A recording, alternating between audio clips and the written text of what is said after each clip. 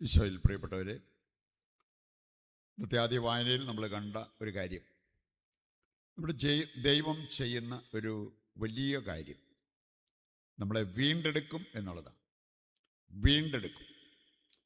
ജെറമ്യാ 31:11 മുതൽ വായിക്കുമ്പോൾ അവിടെ പറഞ്ഞിരിക്കുന്ന ഒരു കാര്യം, ദൈവം ഇസ്രായേൽക്കാരെ വീണ്ടെടുത്തു, അതവരെ ആനന്ദത്തിലേക്ക് നയിച്ചു. ഒരു ക്രിസ്ത്യാനി എന്ന് പറയുമ്പം അവരുടെ മുഖമുദ്രയായി മാറേണ്ടതാണ് ആനന്ദം. സന്തോഷമല്ല, സന്തോഷം ലോകത്തിനും തരാം, പക്ഷെ അത് പെട്ടെന്ന് അപ്രത്യക്ഷമായേക്കാം.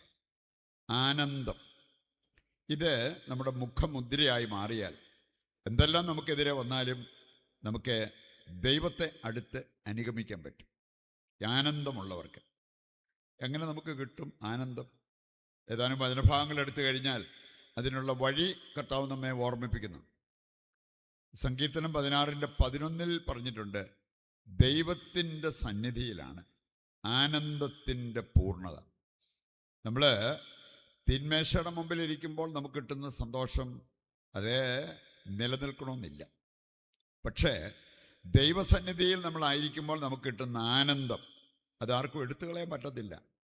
ദൈവവുമായിട്ട് ഒരു ബന്ധം സ്ഥാപിച്ച് പ്രാർത്ഥനയും ദൈവാശ്രയത്വവും ഒക്കെ ആയിട്ട് പോകാതെ ഈ ഒരു ആനന്ദം നമുക്ക് അനുഭവിക്കാൻ പറ്റത്തില്ല.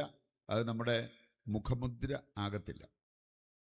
ജെറമ്യായുടെ പുസ്തകം 15:16 വായിക്കുമ്പോൾ മറ്റൊരു മാർഗം അവിടെ പറഞ്ഞിരിക്കുന്നത് കാണാൻ പറ്റും.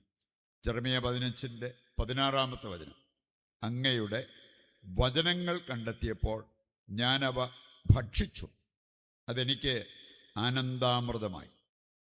നമുക്കറിയാലോ, നമ്മൾ വെറുതെ ഭക്ഷണം കാണുന്നത് പോലെയല്ല ഭക്ഷണം കഴിക്കുന്നത്.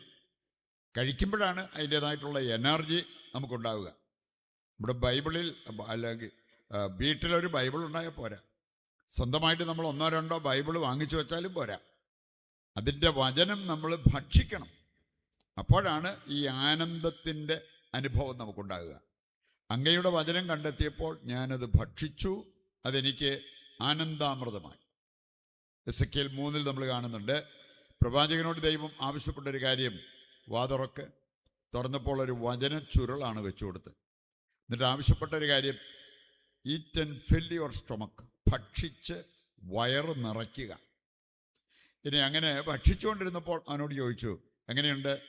അതിന് മറുപടിയായിട്ട് എസെക്കിയേൽ പറഞ്ഞൊരു കാര്യം, ഇത് തേൻകട്ട പോലെ മധുരിക്കുന്നു. ഇത്രയും ആസ്വാദ്യമായ ഒന്നാണ് ദൈവത്തിൻ്റെ വചനം. അത് നമ്മുടെ മുമ്പിൽ ലഭ്യമായിട്ട് നമ്മളത് പ്രയോജനപ്പെടുത്താതിരിക്കുന്നത്. നിയമാവർത്തന പുസ്തകം 30:14 വായിച്ചാൽ അവിടെ പറഞ്ഞിട്ടുണ്ട്, കർത്താവിൻ്റെ വചനം നിനക്ക് സമീപസ്ഥമാണ്, നിന്റെ അധരത്തിലും നിന്റെ ഹൃദയത്തിലും നിനക്കത് കൊണ്ടു നടക്കാൻ പറ്റും. അത്രയും സമീപസ്ഥമായ ഒന്നാണ് ദൈവത്തിൻ്റെ വചനം. അത് നമുക്ക് നൽകുന്ന ആ ഒരു ആനന്ദം, അത് ആസ്വദിച്ച് മുമ്പോട്ട് പോകാനായിട്ട് നമുക്ക് സാധിക്കണം. അനുദപിക്കുമ്പോൾ ആനന്ദമുണ്ടാവും. ദൈവത്തിൽ വിശ്വാസമർപ്പിച്ച് ദൈവത്തിന് വേണ്ടി ജീവിക്കാൻ തുടങ്ങുമ്പോൾ ഈ ആനന്ദമുണ്ടാവും. ഇതെല്ലാം നമ്മൾ അപ്പോസ്തല പ്രവർത്തനം 16-ാം അധ്യായം വായിച്ചാൽ, ആ ജയിലിൽ കിടന്ന ആ മനുഷ്യൻ, ജയിൽ സൂക്ഷിപ്പുകാരൻ, അവനും അവൻ്റെ കുടുംബവും മാനസാന്തരപ്പെട്ടു, ജ്ഞാനസ്നാനം സ്വീകരിച്ചു, ദൈവത്തിന് വേണ്ടി ജീവിക്കാൻ തുടങ്ങി. ആ കുടുംബത്തിൽ ആനന്ദം തിരതല്ലി എന്നാണ് പറഞ്ഞിരിക്കുന്നത്.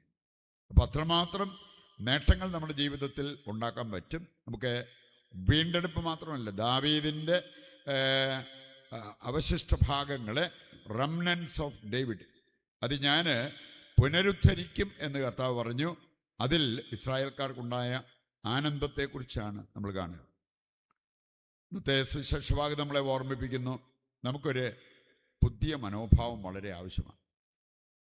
ചിലതൊക്കെ പഴകിയത് നമുക്ക് ഇഷ്ടമില്ല, നമ്മൾ ദൂരെ കളയും.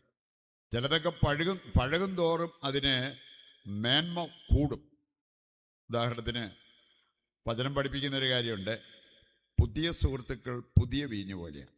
പുതിയ സുഹൃത്തുക്കൾ നമുക്കറിയത്തില്ല, കുറച്ച് കഴിയുമ്പോഴത്തേക്കും അവർ ഏത് രീതിയിലാണ് നമ്മളെ കാണുക. പഴയ നിനക്ക് വർഷങ്ങളായിട്ടുള്ള നല്ല സുഹൃത്തുക്കൾ ഉണ്ടാകാം, അത് പഴയ വീഞ്ഞ് പോലെയാണ്. പഴയ വീഞ്ഞിനാണ് കൂടുതൽ മേന്മയുള്ളത് നമുക്കറിയാം. ചില വീഞ്ഞിൻ്റെ മദ്യത്തിൻ്റെയൊക്കെ വർഷം അവരത് കൊടുത്തിരിക്കുന്ന കാണാൻ പറ്റും. ഇത്ര വർഷം പഴക്കമുള്ള ഒരു സാധനമാണെന്ന്. അതനുസരിച്ച് അതിൻ്റെ വില കൂടും, ഗുണമേന്മ കൂടും എന്നുള്ളത് നമുക്കറിയാം. നമുക്ക് വളരെ ആവശ്യമായിട്ടുള്ളൊരു കാര്യമാണ് പുതിയ മനോഭാവം. വേണേ നമ്മൾ ചിലർ ധ്യാനം കൂടി കുറച്ച് തീരുമാനങ്ങളൊക്കെ എടുത്തു, ഇന്ന കാര്യങ്ങൾ ഞങ്ങൾ ചെയ്യും, പക്ഷേ മനോഭാവത്തിന് വരേണ്ട മാറ്റം വന്നിട്ടില്ല. അങ്ങനെയുള്ളവർ പഴയ തോൽക്കുടത്തിൽ കൊണ്ടുപോയി പുതിയ വീഞ്ഞൊഴിക്കുന്നത് പോലെ അത് അപകടമാണ്, നഷ്ടം വരുത്തും എന്നുള്ളത് ദൈവത്തിൻ്റെ വചനം നമ്മെ ഓർമ്മിപ്പിക്കുന്ന ഒരു കാര്യമാണ്. പുതിയ വീഞ്ഞ് പുതിയ തോൽക്കുടത്തിൽ സൂക്ഷിക്കണം, അപ്പോഴാണ് അത് സുരക്ഷിതമാവുക. വചനഭാഗങ്ങൾ എടുത്താൽ കർത്താവ് നമ്മെ പഠിപ്പിക്കുന്ന ഒരു കാര്യം, നമ്മുടെ മനസ്സിൻ്റെ നവീകരണം വളരെ വളരെ പ്രധാനപ്പെട്ടതാണ്. എഫേസ്യസ് 4:22 മുതൽ വായിക്കുമ്പോൾ അവിടെ പറഞ്ഞിട്ടുണ്ട്, പഴയ ജീവിത രീതിയിൽ നിന്ന് രൂപം കൊണ്ട വഞ്ചന നിറഞ്ഞ ആസക്തികളാൽ കലുഷിതനായ പഴയ മനുഷ്യനെ ഉരിഞ്ഞു മാറ്റണം, എന്നിട്ട് യേശുക്രിസ്തുവിനെ ധരിക്കണം. ഇതാണ് ശരിക്കും പറഞ്ഞാൽ പുതിയ തോൽക്കുടത്തിൽ പുതിയ വീഞ്ഞ് സൂക്ഷിക്കുക എന്ന് പറഞ്ഞാൽ. അങ്ങനെ ഒരു ഇന്നലയിൽ നിന്ന് ഇന്നിലേക്ക് വരണം. ഒത്തിരി പേരുടെ പ്രശ്നം ബൗണ്ട് ടു ദ പാസ്റ്റ് എന്ന് പറയും. എന്ന് പറഞ്ഞാൽ ഇന്നലകളിൽ കെട്ടിയിട്ട പോലെ കിടക്കുക. വാ തുറന്ന് അവർക്ക് പറയാനുള്ളതെല്ലാം ഇന്നലകളിലെ ദുഃഖങ്ങൾ, ദുരിതങ്ങൾ, ഉപദ്രവങ്ങൾ, ഇങ്ങനെയുള്ള കാര്യങ്ങൾ തന്നെ പറഞ്ഞുകൊണ്ടിരിക്കുക. ഇനി അങ്ങനെയുള്ളവർക്ക് എങ്ങനെ ഒരു സ്വസ്ഥതയും സമാധാനം അവരുടെ ജീവിതത്തിൽ അനുഭവിക്കാൻ പറ്റും? അവർ വീണ്ടെടുക്കപ്പെടുന്ന ആ ഒരു അനുഭവം അവർക്കുണ്ടാകണം. ഇതിന് കർത്താവ് റെഡിയാണ്. നമ്മൾ ഇന്നലയിൽ നിന്ന് ഇന്നിലേക്കൊന്ന് വരാനും ഇനി മുമ്പോട്ട് ദൈവത്തിങ്കിലേക്ക് നോക്കി ജീവിക്കാനുള്ള തീരുമാനമെടുത്താൽ കർത്താവ് പുതിയ കൃപ തന്ന് അഭിഷേകം തന്ന് നമ്മളെ വഴി നടത്തുന്ന അനുഭവം നമുക്കുണ്ടാകും. ആ ഒരവസ്ഥയിലേക്ക് നമ്മളെ ഓരോരുത്തരെയും കൈപിടിച്ച് ഉയർത്തണമെന്ന് ഇന്നത്തെ ബലിയിൽ ദൈവത്തോട് നമുക്ക് പ്രത്യേകം പ്രാർത്ഥിക്കാം.